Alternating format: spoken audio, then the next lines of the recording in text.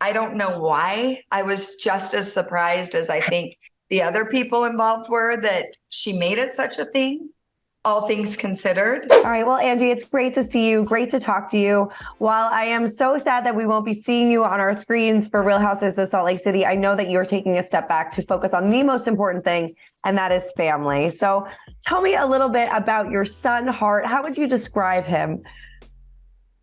So yeah, it is a bummer. And I know a lot of people feel the same way. And I'm sure there's plenty of people who will be thrilled I'm not coming back. But Hart is an absolute joy in our home. He is the light of our home. It has brought our family closer. His recent autism diagnosis has brought our family a lot closer. And we're just working to help him navigate a neurotypical world the best he can. We don't really see him as broken, but we just see him as we want to give him the best advantage he can have. Definitely. When did you first start noticing that something maybe wasn't typical with Hart? I want to say probably around a year old. Hart was extremely, so oftentimes with autism, they have serious, what's the word I'm looking for? They have major strengths and then developmental delays. So one thing tends to kind of really stand out in a strength. And he was extremely quick to walk and extremely athletic, but wasn't speaking. And so we could really see something was very positive and then something we were really concerned about. So we noticed about a year old, he wasn't saying the same things that, he has a nephew only in Utah, right? Right. That was born 10 days after him. So we kind of had him to compare. And granted, all children develop differently, but it was pretty obvious his nephew was picking up on little words and cues that Hart was not. But then Hart would climb the highest peak in the room or go running down the hall at 10 months old. And we were just like, whoa, this doesn't happen, So about a year old. About a year old. So what were some of those steps that you took in order to get that diagnosis? I think you read a lot of this was happening in the middle of COVID. So it kind of delayed that diagnosis a little bit, right? Correct. Yeah. So it was in the middle of COVID. So we were trying to do it over a screen and Hart doesn't hold still. So we were following him around with the doctor on the screen. And he was like, I'm just going to need to see you in office. So about a year later, we took him into office and the doctor sat with him for after a series of questionnaires that his father and I filled out, the doctor sat with him for about 2.5 hours, watched him, gave him a series of tests. And just right then and there, it was just, your son's autistic. And there was this moment of whoa, I thought you were going to give us 2 weeks. And we didn't realize we would get the diagnosos that day. So it was an intense day for sure. Sure. I mean, what was kind of going through your mind when the doctor said that to you? I mean, for me, I think knowledge is power. So although it was shocking, I always want answers and I would rather know than not know. And I think for my husband, it was a little more alarming. I think he was under the impression it would take longer than it did. And so it was heavy, and I think mostly because we didn't understand autism. Now that we understand it, we realize these people aren't broken. They're just different compared to the norm. And so now that we understand it better, we probably would have processed it better. But in the moment, it felt heavy and like a weight. That drive home was sobering.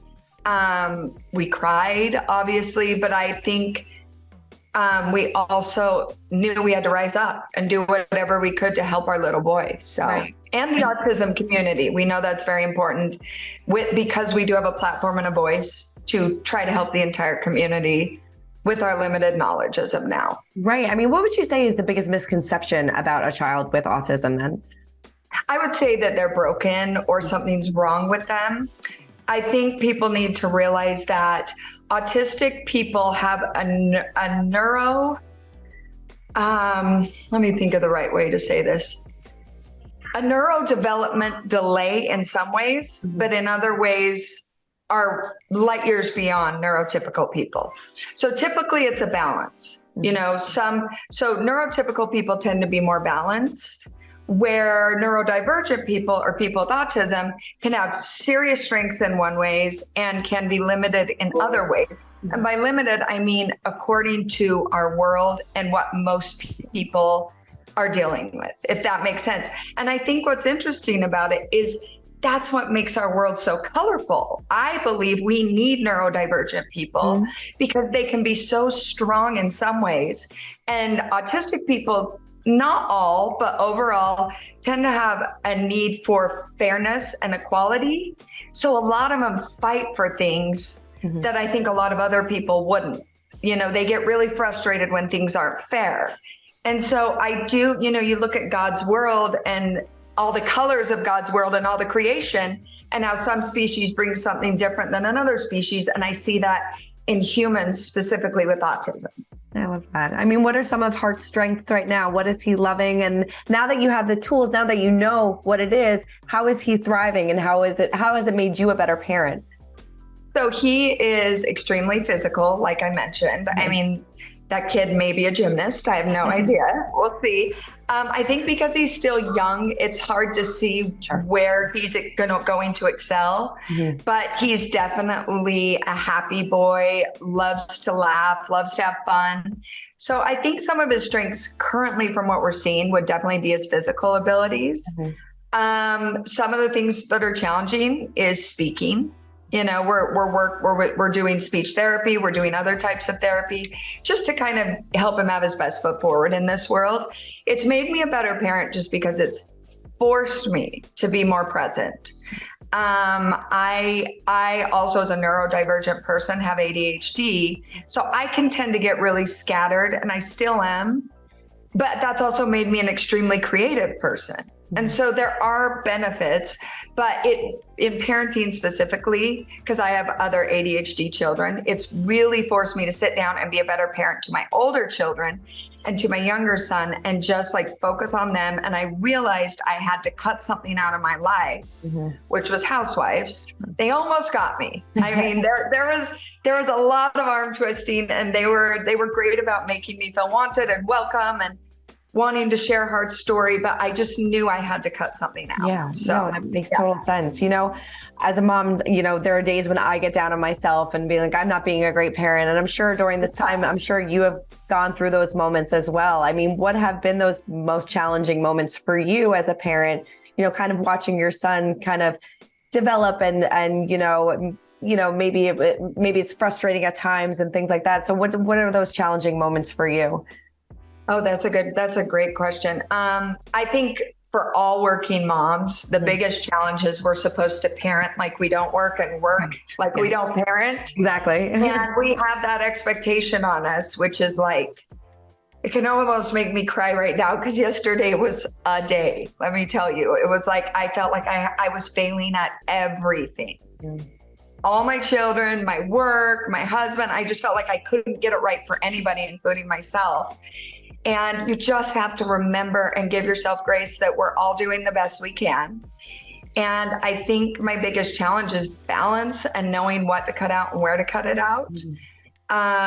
And just making, you know, I always feel this pressure to fix my children's problems, help them be successful. And I have to remember they're not broken. They just need guidance and direction.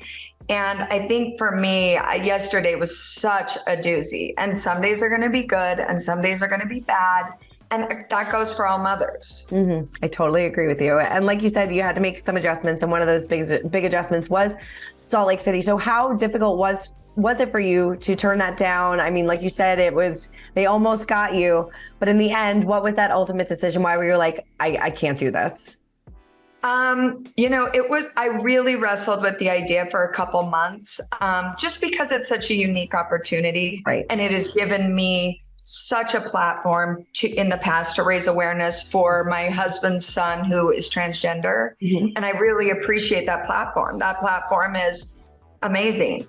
But I also, and like I said, it's a unique opportunity, and I recognize that. And then as you know, with housewives, it's kind of about alliances and loyalties. And so my friends on the show, specifically Heather Gay and Meredith Marks, I felt an obligation to be there for them because they had defended and supported me. So I was kind of wrestling with that guilt. If I'm not there for my girl Heather, she's on an island, you know? And so that was stressful for me. But at the end of the day, I talked to her, I talked to Meredith. They were extremely supportive. Of course, they were bummed out, but they know family comes first. As women who put their families first, they know family comes first. And so was it hard? Yes. But once I made that decision, it absolutely felt like the right thing. Yeah. Do you think maybe down the line, maybe you'll come back? Oh gosh, never say never. That is such a loaded question. Right. I mean, not a loaded question. The answer is loaded, and I don't know. Never say never. It comes with real challenges.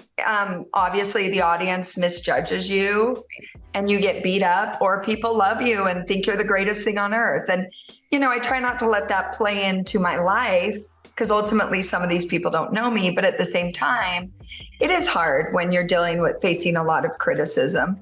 But again, never say never. If the opportunity is right, I think I will know. But right now I just have to focus on my family and get Hart in his programs and his therapy. And once the dust settles, maybe I'll reconsider if that opportunity arises or if other opportunities arise. Yeah. How did you feel coming off of last season and the reunion? How did you feel about it? Yeah. I think, being raised in Utah, specifically, I was raised in the LDS church.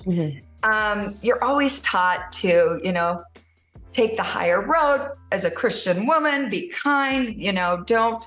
And so you can get eaten up alive. And so I think for me, it was really hard for me to find my voice, because I always felt like I had to be nice and not, attack people. And I feel like at the reunion, I finally found my footing and gave myself the permission to defend myself appropriately. Whereas before, it's like that didn't click with me. And it finally clicked. I was put in a position where you have to defend yourself or else someone else is going to tell your story for you. And so I think I finally figured that out. So I think that was one of the things that was a little bit of a bummer about not coming back, because I was like, okay, I think I'm finally getting how this works. But so coming off the reunion, exhausted. It was right before Christmas. Couldn't have been more excited about the Christmas break. And, I wish the women well. There's times I think, oh man, the headache of it all would be stressful. And then there's other times where I'm like, oh, fun. They're doing really cool things, Right. So. Totally. Do you still feel that Lisa Barlow cares more about appearing innocent than a good friend? I've moved so far past that now. I'm so focused on my family, but in that moment, I definitely felt that way. That was completely sincere.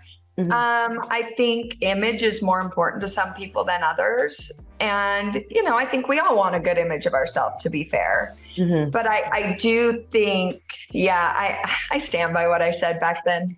I don't know today if it applies, but right. Sure. Do you think Whitney and Heather will ever get back on good terms? I don't know. I hope so. I think they probably have to if they're going to continue to work together. And those two have a history, so I never like to see something fall apart. But I know Heather's really ride or die loyal to her people and expects that in return. We all kind of saw that with her and Jen's relationship. Right. And so I think it just depends what each party is willing to own and do and say. And I think she would really need some assurance from Whitney that Whitney's not going to betray her. A big storyline last season was with you and Jen and the whole Instagram fiasco. I mean, why do you feel like she was so quick to forgive you after that? And were you kind of surprised about that as well? I was very surprised, because we had already spoken about it before filming and everything was okay. Right. So it kind of felt like it was played up, and maybe other people had gotten to her that didn't like me and riled her up, possibly. Because when we spoke about it, it was no big deal. It was like, silly mistake. My husband was trying to defend me, because what people don't understand is there were a lot of blogs and other social media accounts coming for me that I know were influenced by cast members. And my husband is a big justice guy. So he just felt like I'm kind of the one, like I mentioned, to turn the other cheek. And he's the type that's like, I love you. I need to defend you. And so contractually, he didn't want to get me or himself in trouble. So he made a fake account. Stupid. Right. But we moved on quickly. I I don't know why. I was just as surprised as I think the other people involved were that she made it such a thing, all things considered. But yeah, we got through it. Yeah. How do you feel about Jen now? Have you spoken to her since she's in prison at all? Do you have any sort of relationship with her family? I haven't. And if her family needed anything, I'd be there. I would be happy to support them. Yeah. I have not spoken with Jen. I wish her well. I think she's paying for her crimes, and hopefully restitution will be paid to all the victims. I have a lot of sympathy for them. And I think that my wish for Jen is she is on her road to redemption, and this can just make her a better person. Yeah. Were you surprised that she pled guilty? Because it seems like a lot of the cast members, Yeah. she kind of kept it up all last season that she was innocent. So did you feel almost betrayed by her as well? Betrayed. I didn't have as much skin in the game with Jen. Sure. We weren't extremely close, but I did feel lied to, sure. I felt like she had looked me in the eyes when I tried to, when I had a conversation with her about, why are you giving me so much crap for this when, the things you're accused of are much, much more extreme, actually criminal, And she looked me in the eyes and said, I'm innocent. And so I look back on that and think, yeah, that's frustrating. I feel a little betrayed? Maybe. But I also think, people make mistakes, and she's moving forward. And I truly do wish the best for her. Yeah, definitely. Do you think the show is going to suffer at all without her being there? I mean, Jen brings it. I will say that, and she brings the glamour. She brings the drama. She's hilarious. I don't think a lot of people know how funny and charismatic she is. And so she's great television. But I do think that they know what they're doing in casting, and they know how to find big, fun personalities, some more a little delusional than others. But they know what they're doing when they cast. And so I think they'll be just fine. Mm-hmm. And from what I hear, some of the new girls are going to be great as well. So I'm sure. Yeah. What have Meredith and Heather told you about this season so far? Anything good? Not much. I am no longer under the same contract where we can talk freely. Right. So I do miss those calls where we could dissect everything before it came out, because we were all muzzled, Sure. It's like we were all in quarantine together, and it was housewife quarantine, But now, they just wrapped filming. So they've been super busy. I've been super busy. We haven't spoken as much, but I have a feeling that when I think they've wrapped now, I'm going to start seeing them more. We're going to start doing more girl time, more dinners. So maybe I'll be able to read between the lines and get the scoop. But until then, I have no idea what's going on. No. And then in your opinion, do you think Meredith and Lisa will ever get back on track to where they used to be? I think so. I think once again, when you work with someone, you have to. Right. That's the thing about Housewives. It does force you to come to a resolve, because you're literally with these people all the time. Yeah. I think that I don't know they'll ever be the same. That trust was broken pretty intensely. Mm-hmm. But I do think that they will be cordial and friendly. That's what I think. I think Meredith is a reasonable, forgiving person if terms are right. And hopefully Lisa has apologized in a way that makes Meredith feel comfortable. So yeah.